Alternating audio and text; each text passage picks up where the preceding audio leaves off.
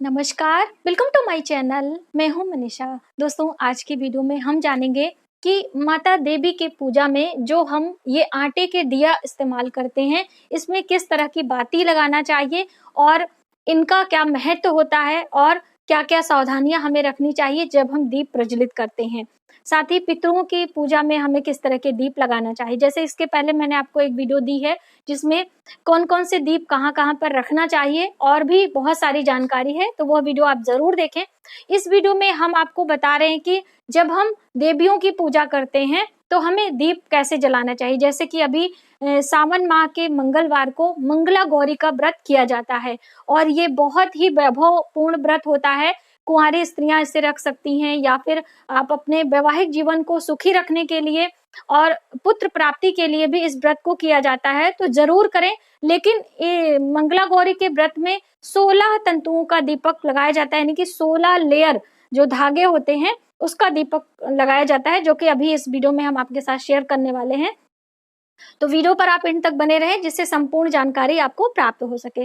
दोस्तों, आपकी जानकारी के लिए बता दूं कि हमारे चैनल पर ज्योतिषीय सुविधा प्राप्त हो सकती है, यानी कि आप अपने कुंडली का आकलन करवाना चाहते हैं या किसी भी समस्या से आप परेशान हैं, तो आप हमारे चैनल पर कमेंट कर सकते हैं और आपको व्हाट्सएप नंबर दिया जाएगा जिससे आप अपनी बुकिंग करवा सकते हैं। बहुत सारे लोग पूछते हैं कि क्या प्रोसीजर है, तो आप उस व्हाट्सएप नंबर पर जाएंगे तो आपको सभी चीजें मैसेज द्वारा बताई जाएंगी और उसके बाद आप अपने कुंडली का आकलन करवा सकते हैं, किसी भी समस्या का समाधान करवा सकते हैं। दोस्तों, ये कार्य हमारा बेटा करता है, तो आप निश्चिंत रहें, आपको पूरी सलाह दी जाएगी और पूरा समय दिया जाएगा। चलिए अपने वीडियो की शुरुआत करते हैं। दोस्तों, हम सबसे पहले बात करेंगे कि जब भी हम देवियों की पूजा करते हैं तो किस प्रकार के दीपक प्रज्वलित करें। जैसे कि नवरात्रि में माता दुर्गा की पूजा करते हैं या फिर 16 दिनों का जो माँ लक्ष्मी का पूजा होता है उसको हम कैसे करते हैं, तो उसमें आपको हमेशा ये जो मौली के धागे होते हैं, बहुत सारे लोग मौली नहीं समझते हैं। दोस्तों, मौली 2 प्रकार की आती है। एक मौली ये आती है, अभी हम आपको दिखा रहे हैं, ये जैसे कि ये बंच में आता है इस तरह से। इसमें रेशम के धागे का इस्तेमाल ही वो होता है। जैसे कि मान लीजिए आप दिए भी लगा रहे हैं तो ये दिए बहुत जल्दी जल जाते हैं। और जो ये वाला मौली होता है ये कच्चे सूत से बनाया जाता है, तो इसका दीपक यदि आप लगाएंगे तो वो काफी ठहरावदार होता है और बहुत अच्छी तरीके से प्रज्वलित होता है। तो जब भी आप दिए बनाएं तो इसी के बत्तियों का बनाएंगे तो अच्छा होगा। और देवी के पूजन में मौली के दिए बाती अगर आप लगाते हैं तो बहुत ही शुभ होता है। इसके साथ यदि आप तिल के तेल का इस्तेमाल करें तो सोने पे सुहागा हो जाता है। माता दुर्गा या माँ जो हमारी होती हैं वो बहुत जल्द प्रसन्न होती हैं। तो हम बात कर रहे हैं कि मंगला गौरी के व्रत में हमें कैसे दिए लगाने होते हैं। तो जैसे कि आप देख सकते हैं इसमें अलग बहुत सारे धागे हैं। यदि हम इसको गिनने जाएं तो इसमें कई धागे हैं, लेकिन ये जो मोटे मोटे धागे इसी को हमें गिनना है। 1 2 और इस तरह से ये 3 4 5 6 7 8, ये 8 इसमें हमने अलग अलग कर लिए हैं।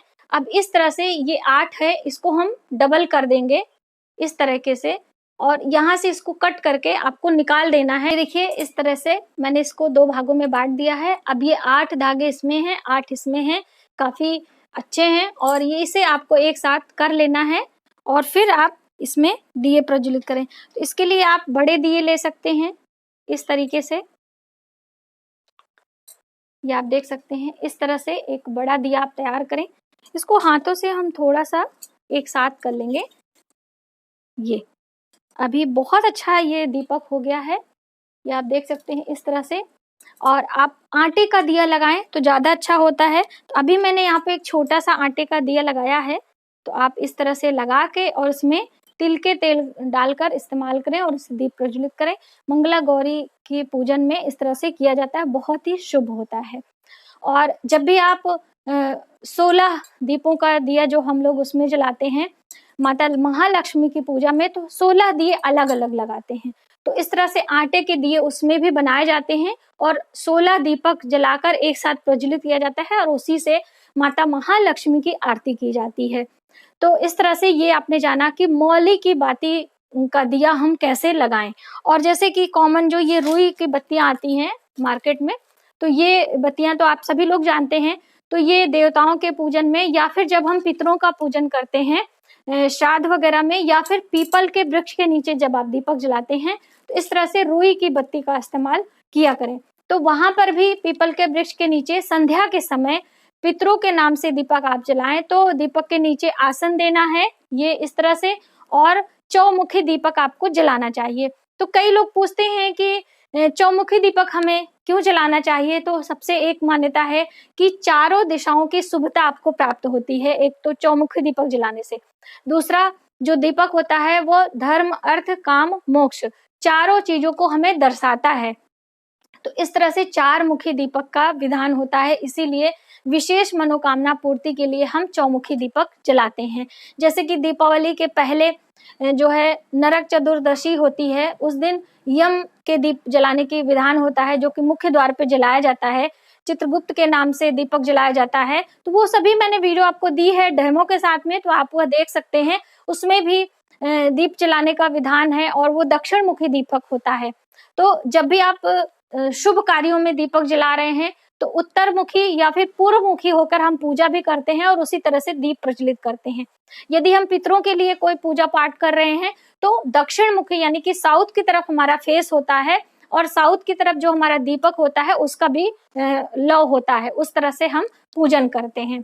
और तुलसी माता के सामने जब भी हम दीपक जलाते हैं, तो तुलसी के गमले के थोड़ा सा नीचे आप जो है दीपक रखा करें, जिससे कि प्रकृति को नुकसान ना पहुंचे। जब भी आप किसी भी वृक्ष का पूजन कर रहे हैं देवताओं के निमित्त, तो इस तरह का कार्य करें। जैसे कि आंवले के वृक्ष का पूजन किया जाता है ना कार्तिक माह के नौमी तिथि को, तो उसमें भी दीपक जलाने का विधान है। या फिर आप अपने घर में ही पूजा कर रहे हैं, मुख्य द्वार पे आप दीपक जला रहे हैं, या फिर आप कहीं चौराहे पे दीप वगैरह जलाने, अलग अलग मान्यता होती है दोस्तों, जो कि मैंने लास्ट वीडियो में आपके साथ शेयर करी है। तो इस तरह से करें। और इसके अंदर भी जब हम दीप प्रज्वलित करते हैं, तो बहुत सारी चीजें डालने का प्रथा है। जैसे कि बहुत आपने देखा होगा कि सिक्के डालने का ये प्रथा है। तो इस तरह से सिक्के डाल के और फिर हम दीप प्रज्वलित करते हैं। फिर इन सिक्कों को हम स्वीपर को, यानी कि जो हमारे सफाई कर्मचारी होते हैं, उन्हें दान करते हैं। ऐसा करने से हमारे ऊपर जो शनि ग्रह का दुष्परिणाम हमें भुगतना पड़ता है, उससे निजात मिलती है।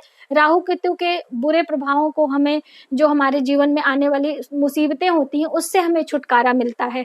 तो यदि आप किसी विशेष त्योहार पर इस तरह से, जैसे कि अमावस्या या पूर्णिमा पर दीप प्रज्वलित करें और उसमें एक सिक्के डाल दें, या फिर काले तिल आप डाल देते हैं, और या काले उड़द के दाने आप डालते हैं, तो इससे इन सभी चीजों से बचा जा सकता है। और भी बहुत सारे विधान होते हैं कि जब हम दीप जलाते हैं, तो मंदिरों में दीप जलाने का है, तो दीप से दीपक नहीं जलाना चाहिए। जैसे कोई आदमी दीपक जला के गया है और आप उससे अपना दीपक प्रज्वलित कर रहे हैं, तो ये बिल्कुल गलत है।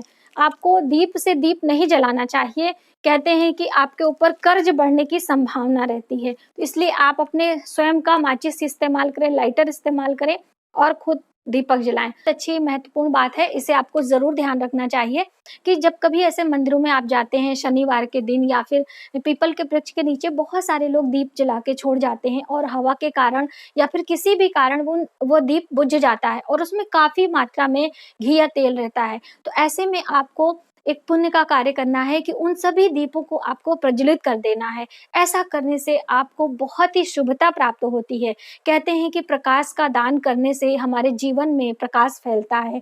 हमारे जीवन में जितना भी अंधकार होता है वह स्वतः ही शांत हो जाता है, नष्ट हो जाता है। तो इसलिए ये कार्य आप हमेशा किया करें। और जैसे मैंने आपको बताया कि दीप से दीप आपको कभी नहीं जलाना चाहिए, आपके ऊपर कर्ज होने की संभावना होती है। दूसरा महत्वपूर्ण बात दोस्तों, कि आप दीप का दान, जैसे कि आप कोई जो है यज्ञ अनुष्ठान करने के बाद हम ब्राह्मणों को दान करते हैं, जिसमें भोज्य पदार्थ होते हैं, फल मिठाइयाँ होती हैं, वस्त्र होते हैं, उसके साथ में दीप दान करने की भी जो है विधान बताया जाता है। तो दीपक प्रज्वलित जब आप करें, तो उसके साथ कुछ दक्षिणा जरूर रखें। बिना दक्षिणा के दीप दान का कोई महत्व नहीं रहता है। तो इसलिए आप इस बात का जरूर रखें ध्यान। और जब हम नदियों के तीर्थों पे जाते हैं और नदियों के सामने हम दीप प्रज्वलित करते हैं, वो भी एक पुण्य का कार्य है। तो आप कभी भी नदियों के ऊपर, जैसे कि बहुत सारे लोग इस तरह से नाव बना के कागज के, उसके अंदर दीपक जला के और तैरा देते हैं, ऐसा बिल्कुल भी नहीं करना चाहिए। दीपक किनारे बिल्कुल आपको लगाना चाहिए। लाइनिंग से आप दीपक लगाएं। 21, 11, 51, 101 जितने भी आपके सामर्थ्य हो आप दीपक लगाएं, लेकिन नदियों के ऊपर, पानी के ऊपर आपको दीपक नहीं प्रज्वलित करना चाहिए। एक तो हमारे शास्त्रों में लिखा गया है कि पानी और आग एक साथ नहीं रखना चाहिए, ये शुभ नहीं होता है। और दूसरा, इससे नदियों में प्रदूषण फैलने का जो है भय रहता है, तो ये भी आप कार्य ना करें। तो इन बातों का भी आप ध्यान रखें। और जैसे आप अभी सावन माह में शिवालय जाते हैं पूजा करने के लिए, भगवान शिव की पूजा शिवालय में बहुत ही शुभ होता है, आप दर्शन ही करने क्यों ना जा रहे हैं, तो वहां पर दीपक जलाने का क्या विधान है वो भी आप जाने। जब भी हम शिवालय में दीपक जलाते हैं तो जो शिवालय होता है जलहरी, वहां से आपको थोड़ा सा दूर होके दीपक प्रज्वलित करना चाहिए। उसकी ऐसी मान्यता है कि भगवान भोलेनाथ सर्पों से जो है सुशोभित होते हैं, यानी कि उन्होंने अपने गले में सर्पों की माला पहनी होती है, उनके जो जटाएं हैं उनमें भी सर्प होते हैं, यानी कि आजू बाजू बिल्कुल सर्प घिरे रहते हैं। और ऐसी मान्यता है कि सर्पों को अग्नि से भय लगता है, तो इसीलिए यदि हम पूजन में ही इन बातों का बिना ध्यान रखें और बिल्कुल पास में दीपक लगाते हैं तो उन्हें जो है असुविधा होती है, उन्हें अग्नि का ताप लगता है, तो हमारे लिए ये उचित नहीं होता है, हमारे पुण्य में बाधा का कार्य करता है। तो इसलिए आप दीप शिवालय में थोड़ा सा किनारे आप जलाएं तो ये उचित होता है। तो इस तरह से इन बातों का ध्यान रखें। और जब भी हम घर पे आरती करते हैं तो आपको कपूर की आरती जरूर करना चाहिए। जैसे आरती, पूजा पाठ के बाद आरती जरूर करनी चाहिए। हमारे पूजा में कोई त्रुटि रह जाती है तो उसकी भरपाई करने के लिए आरती करने का विधान बताया गया है। तो उसमें कपूर की आरती करने से जितनी भी नकारात्मक ऊर्जा होती है जो है हमारे वातावरण में, उसका विनाश तो होता ही, हमारे घर से भी नकारात्मक ऊर्जा का विनाश होता है और चारों ओर सकारात्मक ऊर्जा का वास होता है और शुभता प्रदान होती है। तो इसलिए आप कपूर की आरती जरूर किया करें। और जैसे कि जब भी हम पितरों की आरती करते हैं या फिर जो है पितरों की पूजा करते हैं, तो जो उनका लव होता है, आरती होती है, तो उसकी आरती आपको स्वयं नहीं लेनी चाहिए। देवताओं की आरती आप जब करें तो उसकी आरती आपको लेके अपने उसकी अग्नि, उसकी ताप को अपने ऊपर लेना चाहिए, लेकिन पितरों की आरती के बाद उनकी आरती आपको नहीं लेनी चाहिए, ये हमारे लिए शुभ नहीं होता है। ऐसे ही जब भी हम पितरों का भोग लगाते हैं तो वो भोग प्रसाद हमें स्वयं नहीं ग्रहण करना होता है, उसे हमें किसी जानवर को खिला देना होता है, क्योंकि कहा जाता है कि पितर कहीं ना कहीं किसी जीव के रूप में उस भोजन को ग्रहण करके तृप्त होते हैं और उनकी आत्मा को शांति मिलती है। तो इस तरह से बहुत सारी छोटी छोटी बातें होती हैं जो कि हमें ध्यान में रखनी होती हैं, और यदि हम इन बातों का ध्यान रखते हैं तो हमारे जीवन से बहुत सारी परेशानियां स्वतः ही शांत हो जाती हैं। तो आज के वीडियो में बस इतना ही। यदि हमारी जानकारी आपको थोड़ी सी भी हेल्पफुल लगे तो प्लीज हमारे वीडियो को लाइक करें, शेयर करें, सब्सक्राइब जरूर करें न्यू वीडियोस के लिए। तब तक के लिए जय माता दी।